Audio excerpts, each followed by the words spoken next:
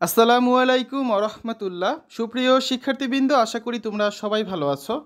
এই ভিডিওটা তৈরি করছি ষষ্ঠ শ্রেণীর শিক্ষার্থীদের জন্য। 2024 সালের ষষ্ঠ শ্রেণীর ষান্মাসিক মূল্যায়নের গণিত বিষয়ের পরীক্ষাটা হবে 10 জুলাই। তো ষষ্ঠ শ্রেণী অর্ধবার্ষিক পরীক্ষার সিলেবাস অনুযায়ী তোমাদের গণিত সিলেবাসটা হচ্ছে 1 থেকে 137 পৃষ্ঠা পর্যন্ত, ঠিক আছে? তো শিক্ষার্থীরা, সরকার থেকে যেহেতু এখন পর্যন্ত তোমাদের কোনো অ্যাসাইনমেন্ট বা কোনো প্রশ্ন দেওয়া হয়নি এই ষান্মাসিক মূল্যায়নের জন্য, তোমাদের হচ্ছে 10 তারিখ যেহেতু পরীক্ষা, তার আগের দিন সরকার থেকে কিছু নির্দেশনা দেওয়া হবে। তো সেটা দেওয়া হলে আমি তোমাদের সাথে শেয়ার করে দেব। তো তার আগ পর্যন্ত এতদিন তোমরা কী পড়বে? তো আজকের ভিডিওতে আমি আলোচনা করব এই যে 37 পৃষ্ঠা তোমাদের সিলেবাস দেওয়া হয়েছে, এই পৃষ্ঠাগুলো থেকে কোন কোন পৃষ্ঠাগুলো তোমাদের জন্য ইম্পর্টেন্ট, বা কোন কোন একক কাজ, জোড়ায় কাজ, কোন কোন ছকগুলো তোমাদের অবশ্যই শিখতে হবে, তোমাদের পরীক্ষায় এই টাইপের কাজই আসতে পারে। তো সেগুলো নিয়ে আজকের ভিডিওতে আমি আলোচনা করব। ভিডিওটা দেখো, আশা করি তোমরা কিছুটা হলেও উপকৃত হবে এবং পরীক্ষার জন্য ভালো একটা প্রিপারেশন নিতে পারবে। তো প্রথমে তোমাদের সূচিপত্রটা দেখে নেওয়া যাক। বইয়ের প্রথম অধ্যায়ে রয়েছে সংখ্যার গল্প, দ্বিতীয় অধ্যায় পূর্ণ সংখ্যার জগৎ, তৃতীয় অধ্যায় মৌলিক উৎপাদকের গল্প, চতুর্থ অধ্যায় ভগ্নাংশের খেলা এবং পঞ্চম অধ্যায়ে রয়েছে ঐকিক নিয়ম, শতকরা এবং অনুপাত। এই 5টা অধ্যায় থেকে তোমাদের ষান্মাসিক মূল্যায়ন বা অর্ধবার্ষিক পরীক্ষার প্রশ্ন কিন্তু করা হবে। প্রথম অধ্যায় থেকে তোমাদের যে বিষয়গুলো মনোযোগ সহকারে পড়তে হবে, ভালোভাবে শিখতে হবে, সেগুলো কি?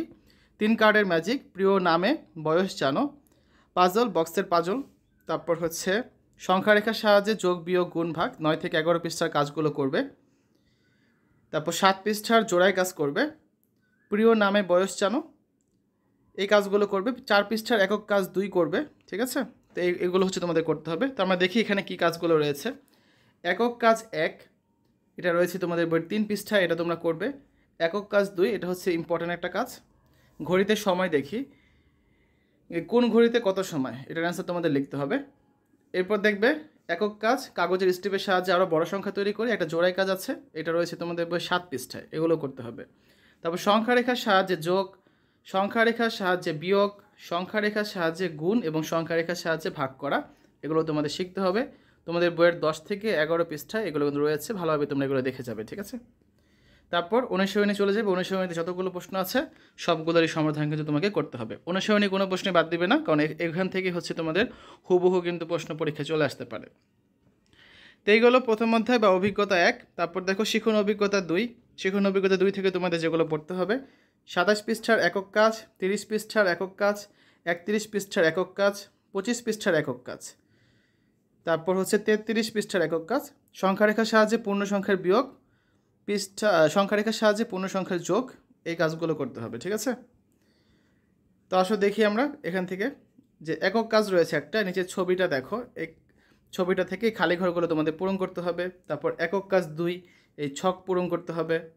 তারপর হচ্ছে আরও কিছু প্রশ্ন আছে, এগুলো সমাধান করতে হবে। এই কাজগুলো রয়েছে তোমাদের বইয়ের 25 এবং 26 পৃষ্ঠায়, এগুলো ভালো মতো করবে। তারপর একক কাজ 3, নিম্নে প্রদত্ত সংখ্যাদ্বয়ের মধ্যে কোনটি অন্যটির ডানে অবস্থিত তা সংখ্যারেখায় দেখাও, এটা রয়েছে তোমাদের বইয়ের 26 পৃষ্ঠায়। একক কাজ 4, 27 পৃষ্ঠায় রয়েছে, যে নিচের বাক্যগুলোর পাশে সত্য হলে টিক চিহ্ন দিবে আর মিথ্যা হলে ক্রস দিবে, এই কাজটাও তোমাদের কিন্তু করতে হবে। এরপর আরেকটা একক কাজ আছে, নিচের বাক্যগুলোর পাশে সত্য হলে টিক দিবে, মিথ্যা হলে ক্রস দিবে। এছাড়া আরও কিছু প্রশ্ন আছে, এই 3টা প্রশ্ন আছে, এই কাজগুলো করবে, যেটা রয়েছে তোমাদের বইয়ের 30 পৃষ্ঠায়। তারপর হচ্ছে 31 পৃষ্ঠায় আরও কিছু একক কাজ রয়েছে, যে নিজের সমস্যাগুলো সমাধান করো, এগুলো কিন্তু পরীক্ষার জন্য খুব ইম্পর্টেন্ট, এগুলো তোমাদের করতে হবে। এরপর একটা ইম্পর্টেন্ট একক কাজ আছে এখানে, যে ষষ্ঠ শ্রেণীর শিক্ষার্থী রাইসা ও ফারিহা তাদের শিক্ষা প্রতিষ্ঠানের মাঠের কেন্দ্রবিন্দু থেকে ডান পাশে 6 ধাপ এবং বাম দিকে 5 ধাপ অতিক্রম করে যথাক্রমে এ ও বি বিন্দুতে পৌঁছায়। ডান দিকে ধনাত্মক বিবেচনা করে এই প্রশ্নগুলোর উত্তর তোমাদের বের করতে হবে। এই কাজটা রয়েছে তোমাদের বইয়ের 33 পৃষ্ঠায়। তারপর অনুশীলনীতে চলে যাবে। অনুশীলনীতে যতগুলো প্রশ্ন আছে সবগুলো সমাধান করতে হবে, কোনোটা বাদ দিবে না, কারণ এখান থেকে হুবহু প্রশ্ন তোমাদের পরীক্ষায় চলে আসতে পারে, ঠিক আছে? তো অনুশীলনীর এই যে 34 থেকে 35 পৃষ্ঠার মধ্যে তোমাদের মোট 16টা প্রশ্ন আছে, এই 16টা প্রশ্ন ভালো মতো তোমরা সমাধান করবে। তারপর আমরা তৃতীয় অধ্যায়ে চলে যাই, বা শিখন অভিজ্ঞতা 3, যার নাম হচ্ছে কি মৌলিক উৎপাদকের গল্প। এখান থেকে যে কাজগুলো তোমরা পড়বে: বালতি ও পানির সাহায্যে অ্যাক্টিভিটি, বিভিন্ন পদ্ধতিতে গসাগু নির্ণয় এবং উপস্থাপন করবে। তারপর বাস্তব সমস্যাগুলো সমাধান করবে। 50 পৃষ্ঠার 9 নং অনুশীলনীর কাজটা করবে। 41 পৃষ্ঠার দলগত কাজ করবে। 45 পৃষ্ঠার দলগত কাজ করবে। 54 পৃষ্ঠার একক কাজ করবে। এগুলো হচ্ছে এই চ্যাপ্টার থেকে ইম্পর্টেন্ট। তো আমরা দেখি প্রথমে 41 পৃষ্ঠার যে দলগত কাজটা আছে, 11 দিয়ে বিভাজ্যতার সহজ নিয়ম খুঁজে বের করো। এই কাজটা তোমাদের ভালো মতো করতে হবে। তারপর একটা একক কাজ রয়েছে, প্রত্যেক 2 অঙ্কের 3টি সংখ্যা পছন্দ করো। এরপর গসাগুর খেলার মাধ্যমে মৌলিক উৎপাদকের গাছের সাহায্যে সংখ্যা 3টির গসাগু নির্ণয় করো। এরপর একটা দলগত কাজও আছে যে মৌলিক উৎপাদকের গাছের চিত্র বা ডায়াগ্রাম ব্যবহার করে এই সংখ্যাগুলোর গসাগু নির্ণয় করো। তো এই কাজগুলো রয়েছে তোমাদের বই 45 পৃষ্ঠায়, এগুলো খুব ইম্পর্টেন্ট কাজ। তারপর অনুশীলনী আছে, অনুশীলনীতে চলে যাবে। অনুশীলনীতে এখানে যতগুলো কাজ আছে তোমাদের হচ্ছে 49 পৃষ্ঠায় এবং 50 পৃষ্ঠায় অনুশীলনীর এখানে মোট 9টা কাজ আছে। 9 নাম্বারটা হচ্ছে বেশি ইম্পর্টেন্ট, সবগুলো কাজই করবে, আর 9 নাম্বারটা একটু ভালো মতো করবে। তারপর একটা একক কাজ আছে 50 পৃষ্ঠায়, এটাও করতে হবে। তারপর তোমরা চলে যাবে 54 পৃষ্ঠায়, এখানে একটা একক কাজ আছে, এই কাজটা তোমরা ভালো মতো করবে। তারপর আবার অনুশীলনী কাজ আছে, এখানে অনুশীলনীতে মোট কয়টা অঙ্ক আছে দেখি আমরা। এখানে হচ্ছে তোমাদের 55 পৃষ্ঠায় আছে 9টা অঙ্ক, এবং 56 পৃষ্ঠায় রয়েছে আরও 2টা অঙ্ক, মোট হচ্ছে 12টা অঙ্ক। এই 1 থেকে 12 পর্যন্ত সবগুলো অঙ্ক তোমাদের ভালো মতো করতে হবে। তারপর 56 পৃষ্ঠায় একটা একক কাজ আছে, এটাও তোমরা কিন্তু ভালো মতো করবে, ঠিক আছে। এই গেল শিখন অভিজ্ঞতা 3। তারপর শিখন অভিজ্ঞতা 4-এর নাম হচ্ছে ভগ্নাংশের খেলা। এখান থেকে যে কাজগুলো করবে তোমরা, ভগ্নাংশের যোগ, বিয়োগ, ভগ্নাংশ, ভগ্নাংশের গুণ ও ভাগ। তারপর হচ্ছে দশমিক ভগ্নাংশের যোগ, বিয়োগ, গুণ, ভাগ। তারপর 74 পৃষ্ঠা জাদুর মাঠ, 63 পৃষ্ঠার একক কর্মপত্র, 65 পৃষ্ঠার একক কাজ, 69 পৃষ্ঠার একক কাজ, 70 পৃষ্ঠার একক কাজ ও জোড়াই কাজ। তো এই বিষয়গুলি তোমাদের আর কি করতে হবে। দর্শক দেখি তোমাদের বই থেকে যে প্রথমে একটা একক কর্মপত্র রয়েছে, এটা আছে তোমাদের বইয়ের 63 পৃষ্ঠায়, এটা খুব ভালো মতো করবে। তারপর হচ্ছে এখানে একটা ছক আছে, ছকটা তোমাদের পূরণ করতে হবে, এটাও একটা একক কাজ। খাতায় গ্রিড এঁকে নিচের সমস্যাগুলো সমাধান করো। তো এই কাজটা রয়েছে তোমাদের বইয়ের 65 পৃষ্ঠায়। তারপর আরেকটা একক কাজ আছে, খাতায় গ্রিড এঁকে সমাধান করো, এটা হচ্ছে ছকগুলো তোমাদের পূরণ করতে হবে, এটা আছে তোমাদের বইয়ের 69 পৃষ্ঠায়। তারপর 70 পৃষ্ঠায় কিছু একক কাজ আছে, কিছু জোড়াই কাজ আছে, এই সবগুলোই তোমাদের করতে হবে। এখানে দেখো সংখ্যা রেখা ও গ্রিডের সাহায্যে সমাধান করতে বলা হয়েছে, তারপর খাতায় গ্রিড এঁকে সমাধান করতে বলা হয়েছে। এই একক কাজগুলো তোমাদের করতে হবে, যেটা তারপর একটা দলগত কাজও আছে। তো এই কাজগুলো রয়েছে তোমাদের বই 74 পৃষ্ঠায়। আমি যা দেখাচ্ছি ভিডিওতে সবগুলো কিন্তু ইম্পর্টেন্ট কাজগুলো বের করে দেখাচ্ছি, ঠিক আছে। তো কোনোটা বাদ দিও না, এই সবগুলো ভালো মতো করবে, দেখবে পরীক্ষার জন্য খুব ভালো একটা প্রিপারেশন হয়ে যাবে। কারণ সবগুলো কিন্তু এখানে দেখাচ্ছি না, যেগুলো ইম্পর্টেন্ট সেগুলোই দেখাচ্ছি। তারপর 82 পৃষ্ঠায় আরেকটা একক কাজ আছে, এই ছকটি পূরণ করো। তো এই ছকটা পূরণ করা তোমরা শিখবে, এই কাজটা তোমাদের কিন্তু পরীক্ষায় চলে আসতে পারে। এর সাথে 2টা প্রশ্ন আছে, প্রশ্নগুলো দেখতে হবে।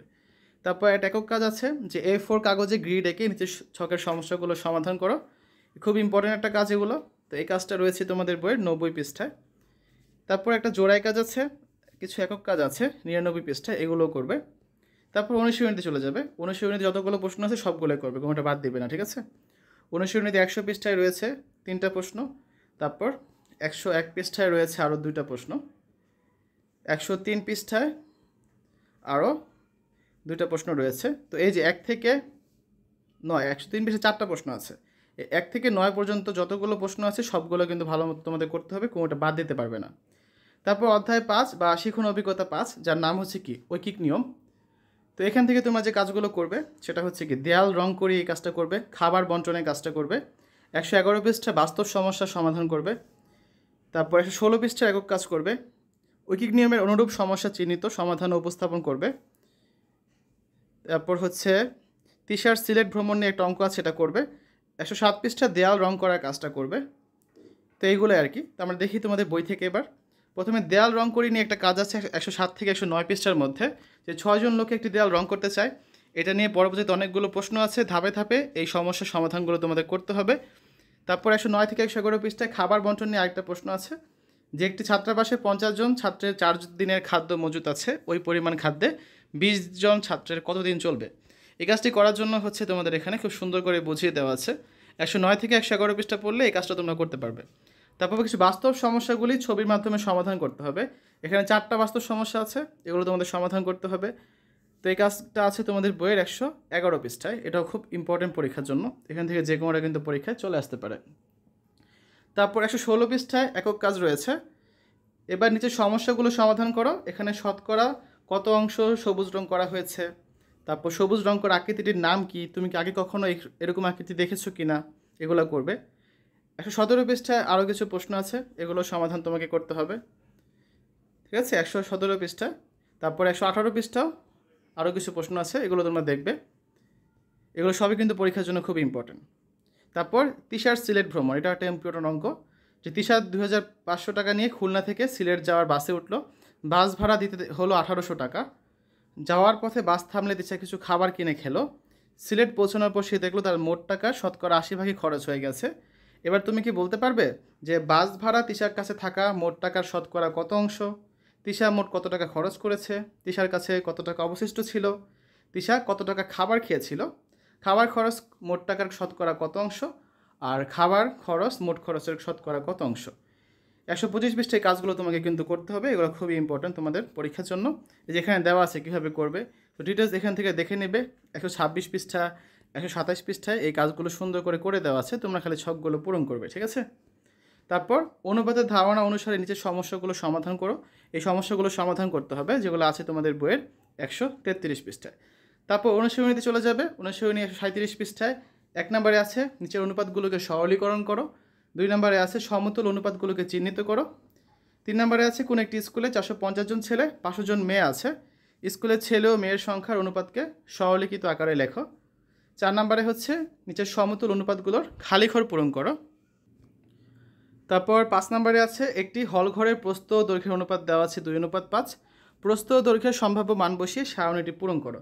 এই সবগুলো কাজ তোমাদের করতে হবে যেগুলো আছে তোমাদের বইয়ের 137 পৃষ্ঠা, ঠিক আছে। এই 1 থেকে 5টা যে কাজ সবগুলো তোমাদের করতে হবে। তো শিক্ষার্থীরা, তোমাদের যে 1 থেকে 137 পৃষ্ঠা পর্যন্ত এই পরীক্ষার সিলেবাসে আছে, তো সেখান থেকে কোন কোন কাজগুলো তোমাদের হচ্ছে পরীক্ষার জন্য করতে হবে, কোন টাইপের প্রশ্নগুলো পরীক্ষা আসতে পারে এবং কোন কাজগুলো বেশি বেশি ইম্পর্টেন্ট সেগুলো নিয়ে আলোচনা করেছি। তোমরা এগুলো ভালো করে প্র্যাকটিস করো, পরীক্ষার জন্য খুব ভালো একটা প্রিপারেশন নেওয়া হয়ে যাবে। তো শিক্ষার্থীরা, এতক্ষণ আমরা দেখলাম ষষ্ঠ শ্রেণীর ষান্মাসিক মূল্যায়নের গণিত বিষয়ের অর্ধবার্ষিক পরীক্ষার সিলেবাস অনুযায়ী কোন কোন বিষয়গুলো বেশি বেশি করে পড়বে এবং কোন ধরনের প্রশ্ন পরীক্ষা আসতে পারে সে সম্পর্কিত আলোচনা। আশা করি তোমাদের কাছে ভিডিওটা ভালো লেগেছে। সকলে সুস্থতা কামনা করে আজ এখানে বিদায় নিচ্ছি। আল্লাহ হাফেজ।